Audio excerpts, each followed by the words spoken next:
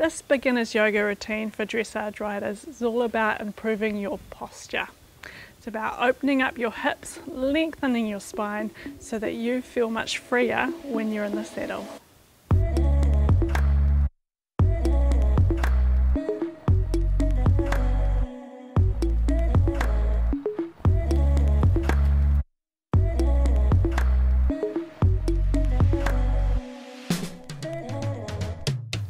Let's bring ourselves up to standing. We're going to start with our feet hip width apart and take a really big deep breath in and link your fingertips together. Then reach up and over to the side. We want to try and feel a nice stretch all the way through the side of our body. So anchor your heel to the ground, square your hips, and then think of lifting your rib up away from your hips. Then breathe in, come to the middle, and then over to the other side. So don't just collapse over. We want to think of height and reaching and lifting the ribs up away from the hips. When we're riding, our spine absorbs a lot of the horse's movement. So we want to make sure that our spine's really nice and supple so that it can move freely and it can take that movement of the horse through it. So breathe in and up, exhale and over to the other side. So think of height and then breath. There we go, one more back to the start, lift up and over to the other side. Well, then bring yourself back to the middle. You're going to take our hands out nice and wide. From here, turn one thumb up and reach it out to the side as you stretch your fingertips out. And then bring in and come over to the other side. Stretch the fingertips the other way. So the way your eyes are looking is where your thumb is up. And exhale and over to the other side. So really stretch and rotate. This is helping to mobilize our upper back. Come back. And then over to the other side again. Well, from there we're going to bring our hands behind our back, link your fingertips together and roll your shoulders back to open up through the chest. Think of drawing your fingertips down towards your heels as you open up. Then take your eyes gently up to where feels comfortable and really think about pulling your shoulder blades back.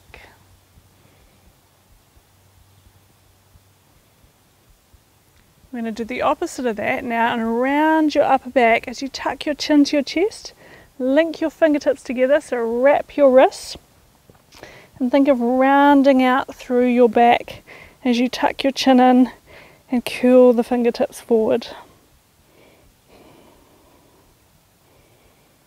One more time of each, take the hands back, link the fingers, roll the shoulders back.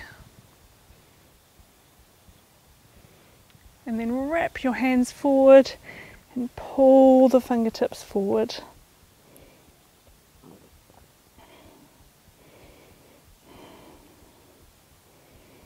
Take your hands up nice and high, reach your fingertips to the sky, then exhale and let yourself fold all the way down into a forward fold. So this position here, I want you to start by really bending your knees. Bend them as much as you need so your whole upper body can rest down on your thighs. Then let your hands relax down on the ground. So really bent legs, weights even through both feet. Let your head drop right down and then gradually think about lifting your seat bones up while keeping the upper body low. So it's not about having straight legs, but we want to get the setup right so we can feel that space being created behind our knees. Take a couple of breaths and think of lifting your seat bones up a little bit higher. From there, bring your hands to your shins, lift up, straighten your legs and think of flattening your back like a tabletop. Drawing the crown of your head forward as you push your seat bones back. Then let your knees bend and come back down into that forward fold position again.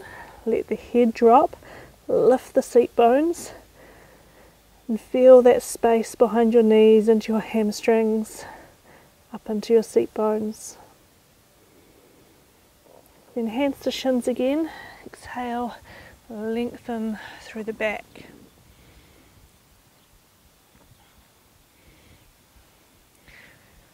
Soften your knees a touch, take your hands wide and reach yourself all the way up so you're nice and tall.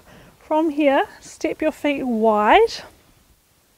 Now with your left foot, turn that to the side.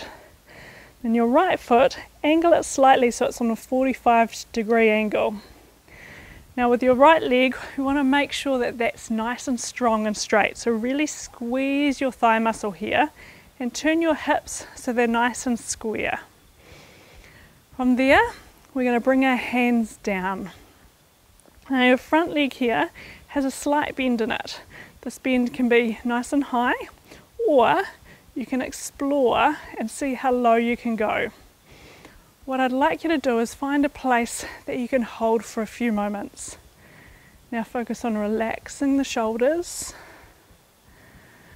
Focus on finding a nice steady breath and see if you can stay calm in this pose. Really stretch your fingertips away.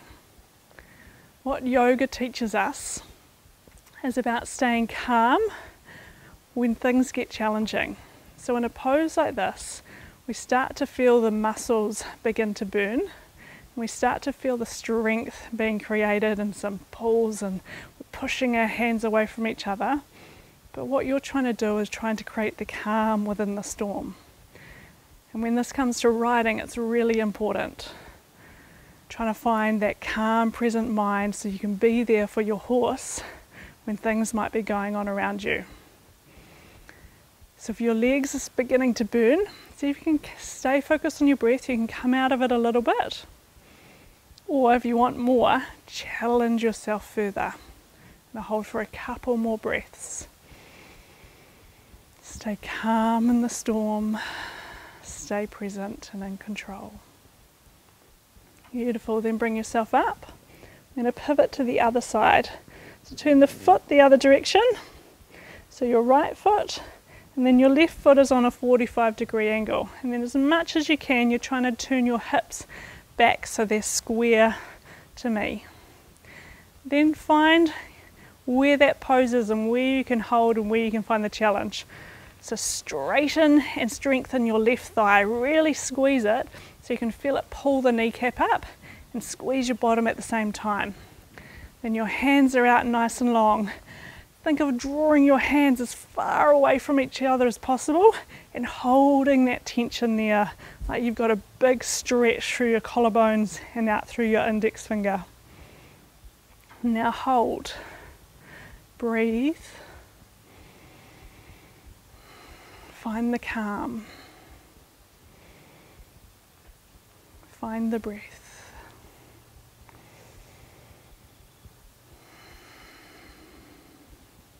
Couple more breaths. Well done, bring yourself up. We're going to turn our toes around to the front and let yourself come down into a wide forward fold.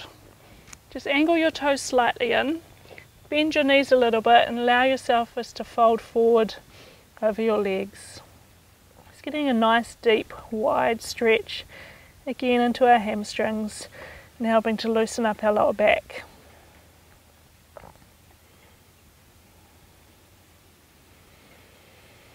Bring the weight more into your hands. We're going to come down to the ground. Take out your right leg, make that nice and straight, and cross over your left and give your left a nice big hug. Then lift up tall, square your chest over your hips, and then find a nice twist through the spine. So what we're trying to do is your knees trying to come across using your elbow, but at the same time you're pushing your knee out, and you're going to feel a bit of a stretch in through your glutes. It's a bit of a tug of war as we find that stretch. You want to have a nice tall spine as you do that. From there, we're going to twist it further. So take your eyes around to the back, ground your back hand, and now try lift taller through the spine.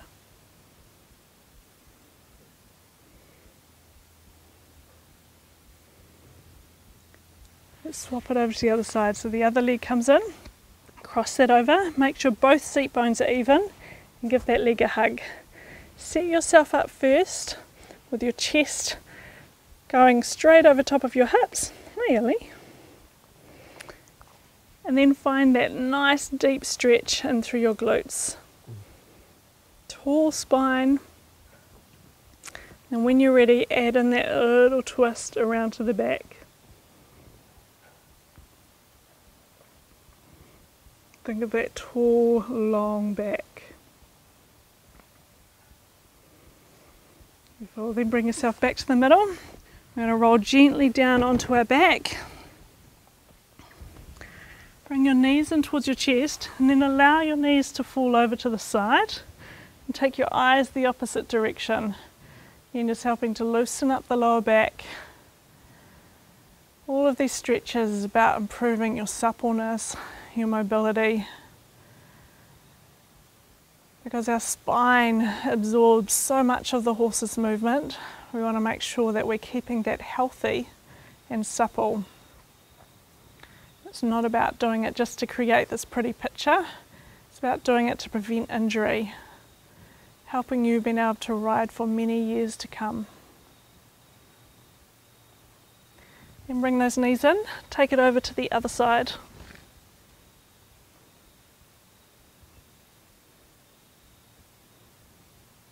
Close your eyes if you want and just let yourself really melt down into this position.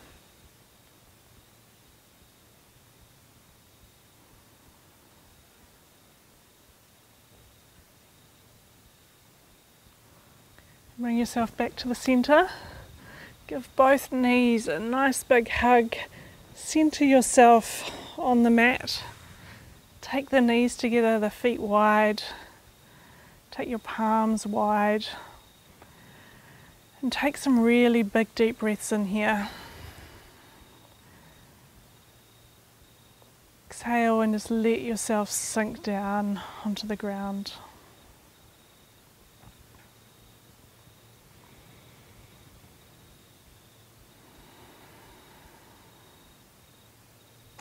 Sometimes it's hard to stop our mind from being really busy.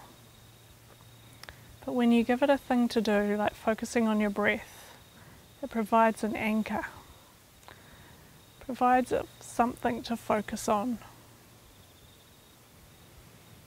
So think of your breath as an anchor for your thoughts, as a place to ground, to create space between the busy mind of thoughts that flood in.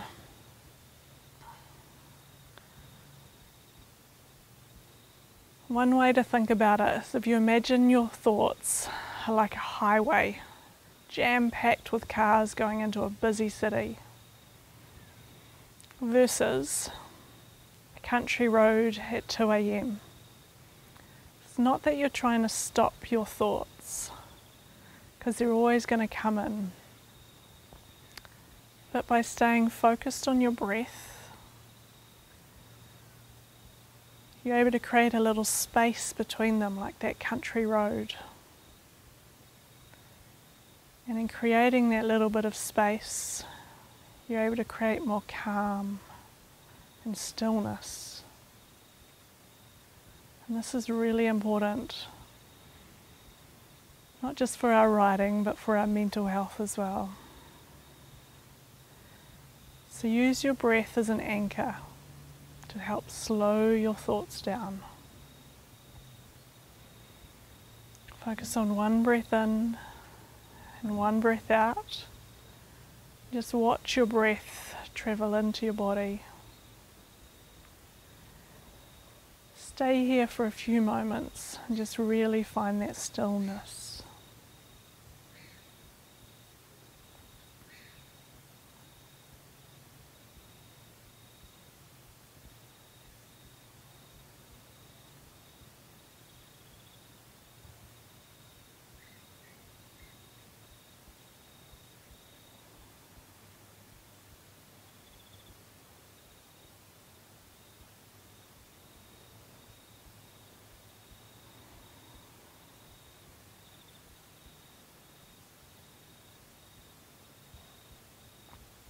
When you're ready, bring your awareness back into your body. Try stretching your hands up over your head, pointing your toes and making your body as tall as you possibly can.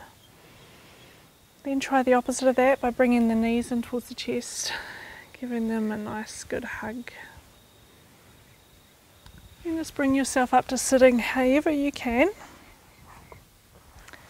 And come around into a nice seated position.